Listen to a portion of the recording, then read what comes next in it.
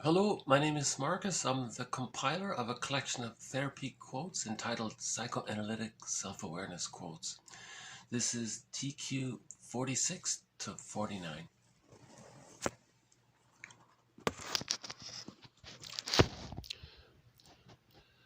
The person's neurosis is an unsuccessful attempt to solve a problem in the present by means of behavior patterns that failed to solve it in the past. Defense mechanisms handle unpleasant affect or anxiety around pleasant affect by shifting information from the conscious to the unconscious. What lay beneath the acting out was the original involvement with the father, with its enormous fear of abandonment, and beneath that, the fear of being engulfed by the mother. The former had to be dealt with before the latter could come to the fore. The recovery of memories is a sign of improvement rather than its cause. It shows the ego's increased capacity to face certain types of psychological content. So these four are extensions and continuations of previous quotes. So we're building on the threads. So the first one was it was about the repetition compulsion, right? Trying to solve a problem using old strategies. So the child survived childhood, which is great, of course, but in order to do it, he had to make a lot of compromises. He had to adopt a lot of defense mechanisms. He had to split his image of himself and his image of the other, and he has to, and then he has to project. When there's anxiety, he projects, and if there's great anxiety, he wants to externalize. He projects and then provokes others to express what he's not feeling, and sometimes he's so eager to feel an emotion, he'll express it in reverse, the opposite. So he might like something, but he'll say he hates something. That's called reaction formation. So one person called repetition compulsion Sisyphus. Doing the same thing over and over. And I think Bergler has the best metaphor. He says a neurotic is a person who carries around one of those old, long playing vinyl disc records, music records made out of vinyl. And then he plays that record every time he sees a record player. In every new situation, he plays that record, that one record, same one record that he always has. And that's that learned schema, script he learned as a child to survive childhood, right? So that's the first one. The person's neurosis is an unsuccessful attempt to solve a problem in the present by means of behavior patterns that failed to solve it in the past.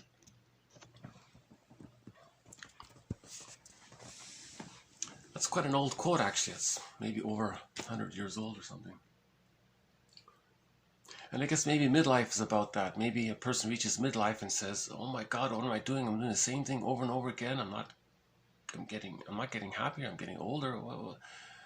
So then maybe he enters the so-called midlife audit or the midlife examination period. Some call it the midlife crisis, depending on the circumstances.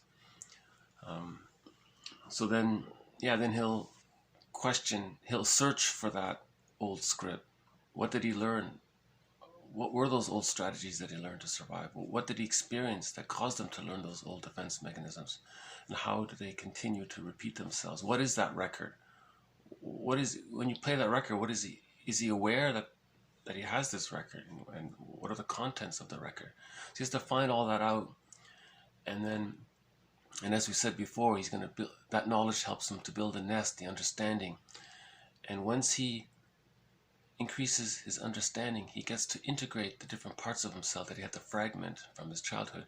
And once you integrate the parts of yourself, you reach whole object relations. Once you reach whole object relations, you can grieve the loss of not having a secure attachment style. That's when grieving. Remember, Klein said that splitting precludes mourning. I don't think this is emphasized enough. There's a huge number of books out there that talk about the grief process. I don't see any of them really talking about this idea that you have to heal the splitting in order to mourn.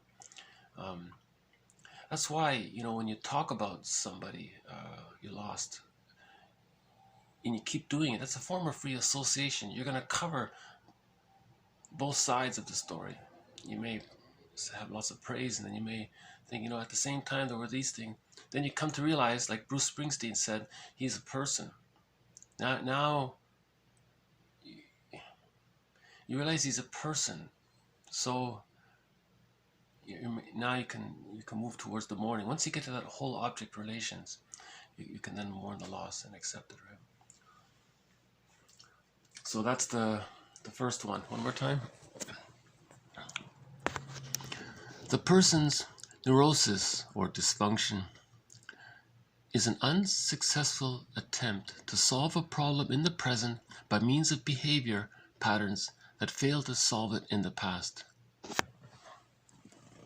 And even pop culture mentions this, actually. You often hear it, insanity is doing the same thing over and over again, expecting to get a different outcome, kind of thing. So it's even entered into our general daily consciousness, this concept of the Sisyphus doing the same thing over and over, the broken record, doing the things over and over again. And it can, I guess in theory, some people, if the record isn't too painful, maybe they can live it out their lives and they don't need to enter a midlife examination. If the pain was greater and the script relies more heavily on deeper defense mechanisms, it can cause more difficulties for the person. So then it pushes them into the midlife audit period. Bly says, he just gives a round figure. He says it's roughly 15 years. He says for him it was from 35 to 50, something like that. So it could be from 40 to 55. It can start when you're 60 and it goes to when you're 75. And then at 75 you feel like you're really yourself, kind of thing. Some people are saying the midlife crisis is starting earlier. People are starting maybe they're starting it even at. So it's not necessarily about chronological age. It's a psychological phase that people may enter. And there's a lot of books about the midlife crisis. A guy named James Hollis has a few books describing that period about the midlife. He sort of focused his books on the midlife crisis, and of course there are others. Basically, every self-help book, every psychology book is about it, right? Okay, so the second one, TQ 47, defense mechanisms handle unpleasant affect or anxiety around pleasant affect by shifting information from the conscious to the unconscious. So that's just a slight elaboration of what we said before, that defense mechanisms handle anxiety. They're there to deal with anxiety. They're there to deal with the feelings in your egg that you're not ready to feel, that you don't have the nest for. So use a defense mechanism. So you push the information, the egg, the contents of the egg, into the unconscious, right? So any anxiety. So and it's included in their anxiety around pleasant feelings. So if you feel guilty for feeling happy, that's going to go in the unconscious, right? Because of that unconscious loyalty to the internal bad object, right? I mentioned before. Okay, the next one is 48, TQ 48. What lay beneath the acting out was the original involvement with the father, with its enormous fear of abandonment, and beneath that, the fear of being engulfed by the mother. The former had to be dealt with before the latter could come to the fore. So that implies sort of that layered thing. You know, like they say therapy is like an onion, you're peeling layers and then you cry. So I think this, earlier we mentioned another Masterson quote. The title of that video was The Capacities of the Real Self. And Masterson says that everybody has an aspect of themselves or a part of themselves that he calls the real self. And this real self has various capacities. One of them is the capacity for intimacy, to be vulnerable with another person and to feel safe, that you can trust and have that trusting capacity, and to have that be mutual and to receive that other person's vulnerable side so they can feel and you can feel. That's why good marriages are like fine wine. They improve with age, you know, because they're both in the process of opening up and sharing and confiding and feeling that journey of that deeper connection. It's a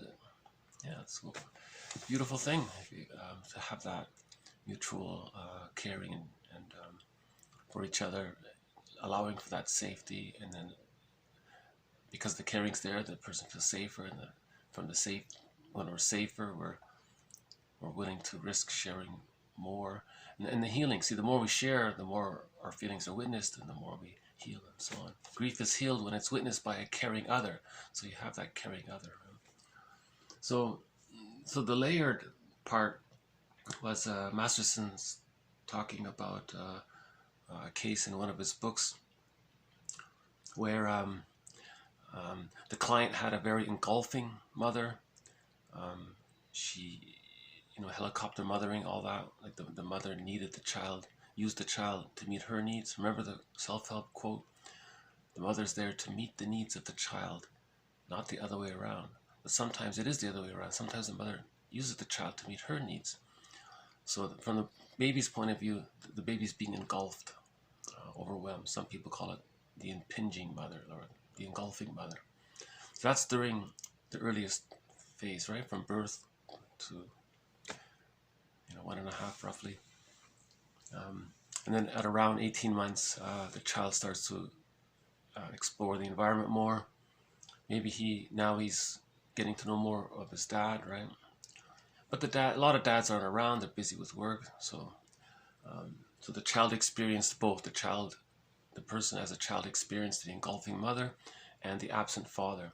So now he grows up, goes to therapy, and Masterson said, the first emotions that came up was fear of abandonment. Once that got worked through, then he looked at the fear of engulfment. It's interesting, right? So it's kind of working. So these things happened as we age, and we look face them backwards, right? And that's the whole idea of the nest, so we can hold all those feelings. Masterson has a whole book on this topic. If this is to the extreme, to the very extreme, he calls this the Schizoid Pattern, where people are extremely terrified of any kind of close relationship. So they're very withdrawn from people. They might be engaged with people, but they're emotionally they're shut off. And he's terrified of being completely alone. He wants to be alone, but not completely alone. So I think a lot of people he calls this the Schizoid Pattern. In therapy, he said that's one of his main interpretations, to interpret the Schizoid Dilemma. You get a little close, you're terrified of engulfment. You step back, you're terrified of abandonment. And what you do is you go back and forth like this, and you're spending your whole life going back and forth like this because you're constantly afraid of getting a little close and getting too far back. And he calls this the Schizoid Dilemma, he wrote a book just on that with one of his students, Ralph Klein. So that's one of the books that Masterson wrote. Some of them were co-authored, right? Okay, so that's a big one, and the whole relationship relationship therapy movement, I think, addresses a lot of this, right? Okay, let's do the last one, TQ 49. The recovery of memories is a sign of improvement rather than its cause. It shows the ego's increased capacity to face certain types of psychological content. So if you're getting memories from the past, that means you're ready to handle them. You have the nest.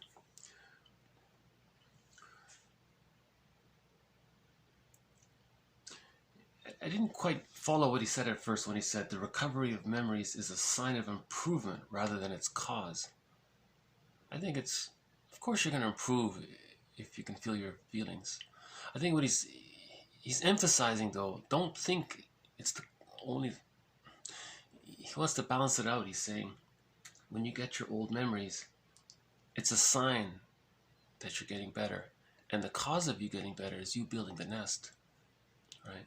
So don't just go directly looking for the memories thinking that's going to heal you. There are some modalities out there that says don't just go for the memories, and that's not gonna cause your health. Maybe you can't heal it, you can't face it, so you're gonna shut it down. That's spiritual bypassing we talked about before, and some argue there's a fair bit of that in the self. Especially Robert Bly said the New Age movement is filled with spiritual bypassing, though he thinks the whole thing is spiritual bypassing. So then he says psychology helps build a nest. So that's the path for him. Karen Horney makes a major emphasis on this. She says that for her, reading about the psychoanalytic perspective, the psychodynamic perspective, what we're doing here, this thread here, is what helped heal her. And and she's Horney, Masterson, and Burglar are the three pillars, three guardian mentors throughout this series.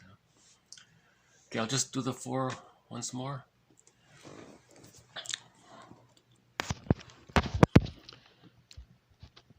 The person's neurosis is an unsuccessful attempt to solve a problem in the present by means of behavior patterns that failed to solve it in the past. Defense mechanisms handle unpleasant affect or anxiety around pleasant affect by shifting information from the conscious to the unconscious. What lay beneath the acting out was the original involvement with the father, with its enormous fear of abandonment, and beneath that, the fear of being engulfed by the mother. The former had to be dealt with before the latter could come to the fore. The recovery of memories is a sign of improvement rather than its cause. It shows the ego's increased capacity to face certain types of psychological content. So that's been TQ 46 to TQ 49. Thank you very much. We'll see you next time, to be continued. These threads will be continued as well.